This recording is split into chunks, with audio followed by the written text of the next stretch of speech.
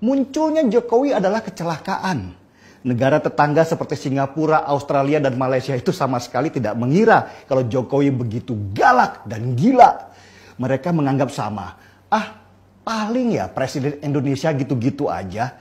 Kita suap aja nanti dia supaya diam. Yang penting kaya. Yang penting biarkan Indonesia tidur selamanya.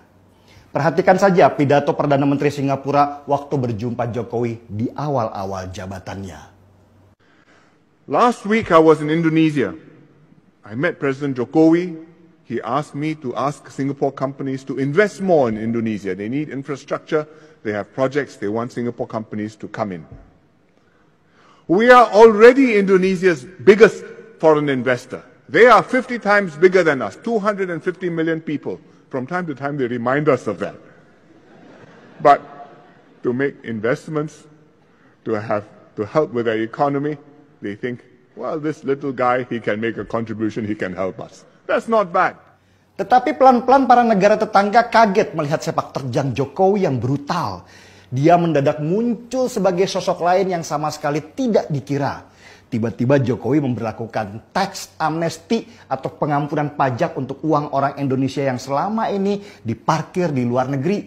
Singapura jelas panik. Karena banyak sekali orang Indonesia yang simpan duit mereka di bank-bank Singapura yang membuat bank mereka kaya raya. Kalau kebijakan tax amnesty diberlakukan, maka triliunan rupiah dana yang diparkir di negara mereka bisa pulang ke Indonesia. Dan itu bisa mengganggu sistem ekonomi di Singapura. Meskipun tidak akan membuat Singapura bangkrut karena mereka sudah terlalu kuat. Tapi cukuplah membuat Singapura meriang dan berpikir ulang bahwa Jokowi bukanlah orang sembarangan.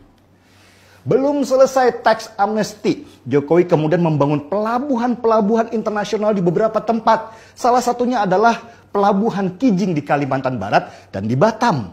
Ini lebih membuat Singapura meriang lagi. Kenapa? Karena selama ini ekonomi Singapura sangat bergantung pada sektor jasa dan pelabuhan internasional adalah salah satu kekuatan ekonomi mereka. Singapura bukan negara yang kaya akan sumber daya alam. Bahkan di sana air saja dimasukkan dalam sumber daya khusus. Karena itu ketika Indonesia, negara yang kaya sumber daya alam, tiba-tiba pengen merebut sektor jasa yang selama ini jadi kekuatan Singapura, tentu mereka ribut. Selama puluhan tahun, Singapura berhasil menekan pejabat Indonesia supaya tidak membangun pelabuhan internasional di sini. Karena itu bisnis utama mereka. Belum lagi dengan adanya Thailand yang juga sedang membangun kanal Krak yang akan memotong jalur perdagangan internasional. Singapura pun makin kecekek jadinya. Jepang dan Vietnam yang selama ini kaya raya dari hasil curi-curi ikan di lautan Indonesia juga mendadak susah karena Indonesia sekarang menutup lautnya dari nelayan asing. Beda kali pemerintahan Jokowi kali ini, gak kayak presiden sebelum dia. Begitu mungkin apa yang ada dalam pikiran mereka.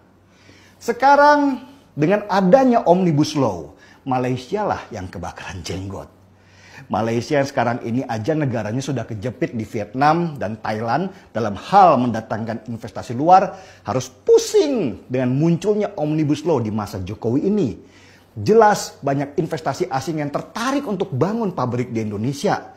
Selain tenaga kerjanya bisa jadi lebih rendah, kemudahan pun akan banyak didapatkan investor supaya mereka mau buka di sini. Dan ingat, satu lagi kelebihan Indonesia. Kita punya penduduk yang banyak yang jadi pembeli produk yang dibuat di negara kita. Itulah kenapa salah satu anggota parlemen Malaysia, Charles Santiago, ikut-ikutan protes munculnya Omnibus Law. Urusan dia apa coba selain hanya ingin membuat kericuhan di negeri orang.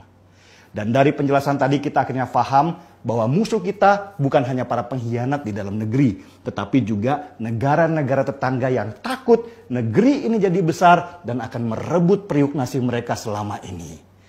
Indonesia buat mereka tidak boleh besar, karena itu ancaman buat ekonomi dan kebanggaan diri mereka.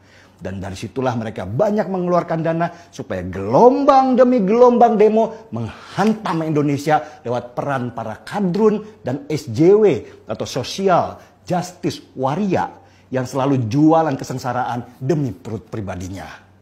Itulah kenapa Prabowo mengingatkan kalau demo Omnibus Law kemarin itu juga dibiayai oleh asing.